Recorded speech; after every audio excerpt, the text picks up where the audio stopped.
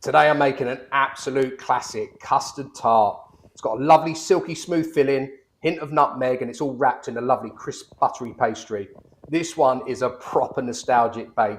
Definitely the kind of dessert you'd see in a bakery window or at your nan's house on a Sunday afternoon. It's simple, it's comforting, and when done right, it is very, very delicious. I hope you're all well. Welcome back to It's Cooking Good. If you've clicked on the thumbnail hoping to see someone making some sweet pastry, you've come to the wrong place. I am not a baker. As a matter of fact, this is the first time I've made a dessert on the channel. And I always go the easy route. I go for shop bought, ready rolled. Why make my life any harder? So here I've got some normal short crust pastry.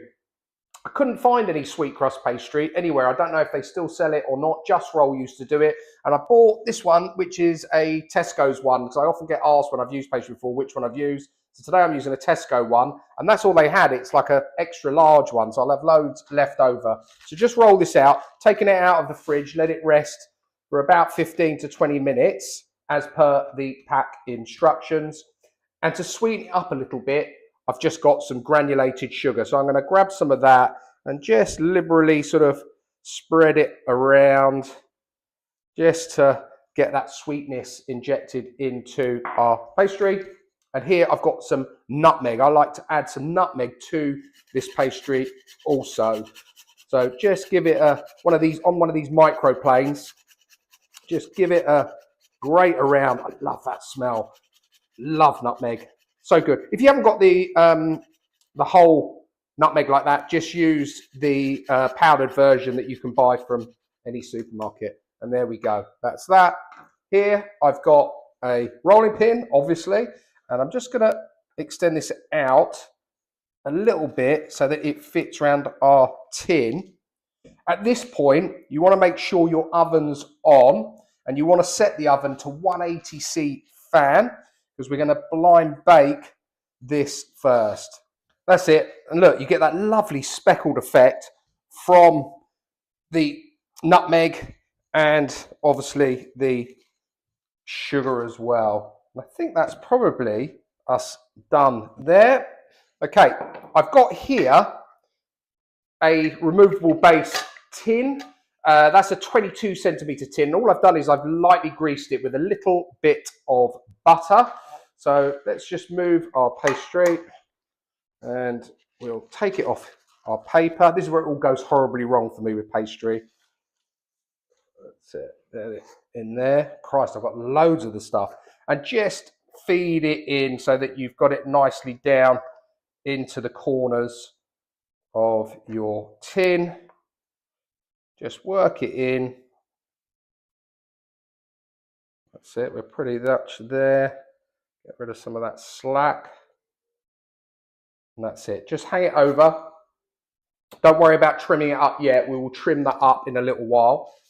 Use the little gift that came with our pastry just to protect that base. We're going to fill it up with some of these ceramic baking beans. Got a tub of them here. These are my wife's, but my son's been using them clearly because I've only got a few left. He's doing cooking at GCSE level at the moment, borrows loads of stuff, and I think he must throw them in the bin when he's finished baking with them. If you don't have these, just use rice. Chuck those in. Hopefully I've got enough to do the job. And that is now going to go on a baking tray. Put it on there. There we go. Just pull out any bits, make sure they're not underneath your tin. That's now going to go into the oven at the 180C fan for 25 minutes. It may take slightly longer. I want this to be quite well done before I put the filling in. So if you're cooking it at home, just make sure you check it before you bring it out of the oven. Okay, so our pie crust has just come out of the oven. It may need a little bit longer. Mine actually took 28 minutes. Just depends on how quick or how slow your oven cooks, to be fair. But you want it to have a nice crispy base before we put this filling in. Anyway, let's crack on with that filling. Here, I've got whipping cream. Get it from most major supermarkets, and I'm using 600 millilitres. And that's all going into a saucepan. And I want to bring that up to a simmer.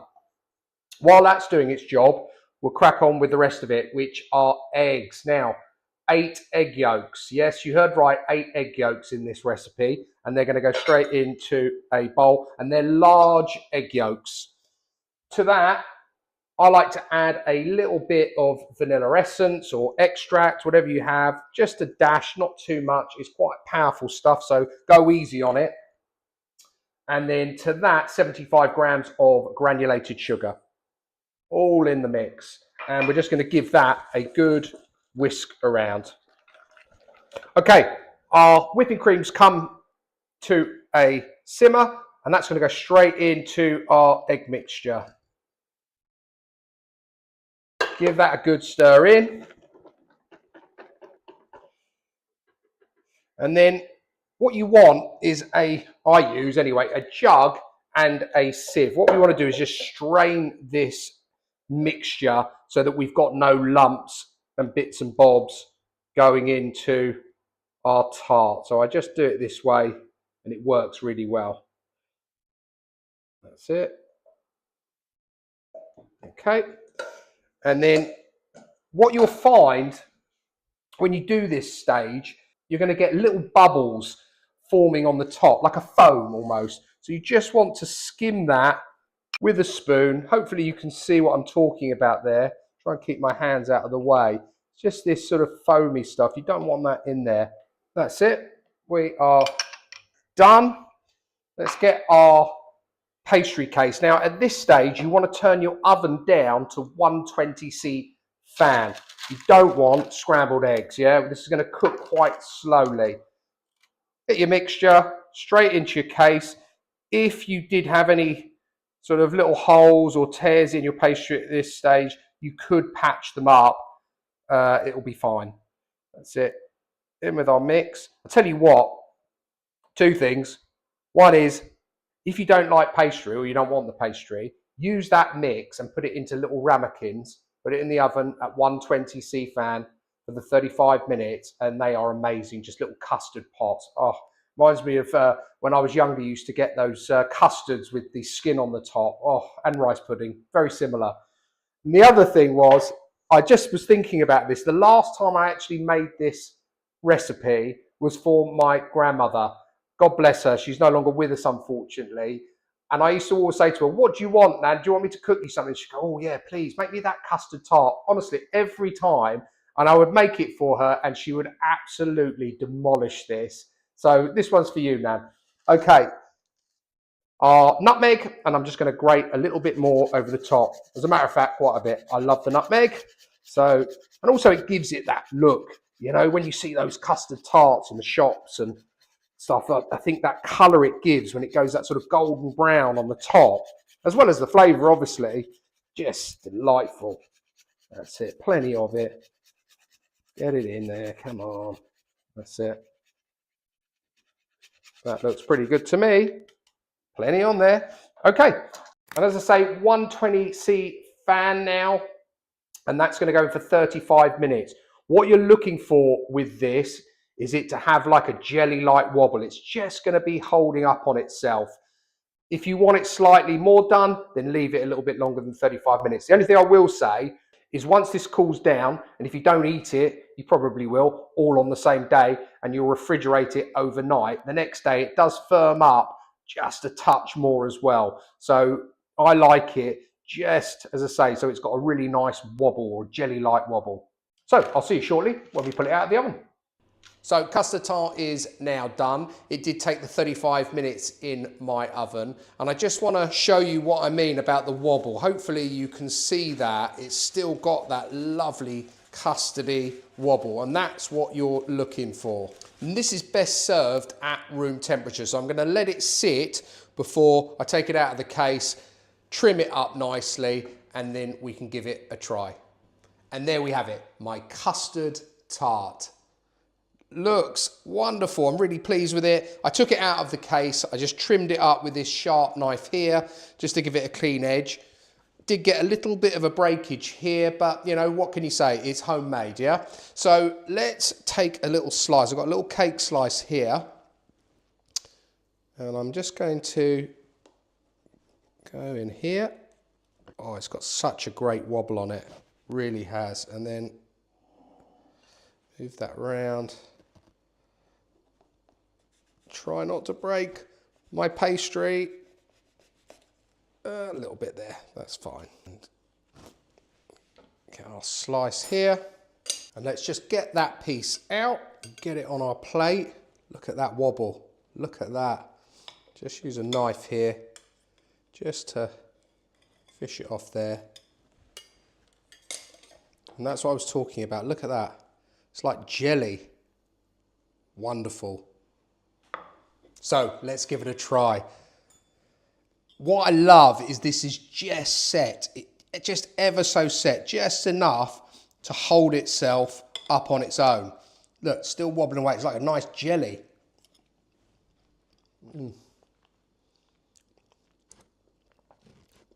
That is unbelievable. It is like, I go as far as to say, and I'll really put my neck on the line here, I'd say that is the best custard tart I've ever tried. And I've tried a few of them. This is absolutely delightful. I'm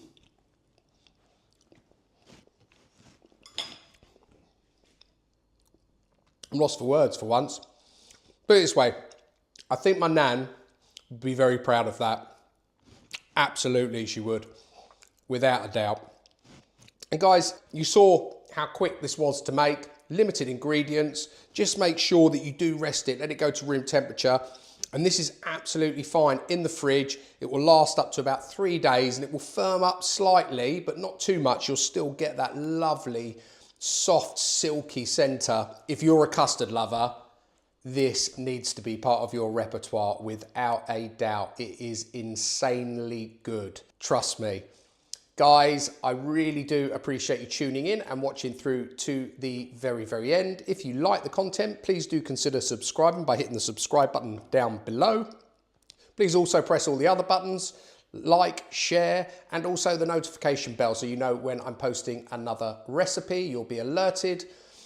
If you've got something you'd like me to cook, let me know down in the comments and I will try my best to recreate it for you.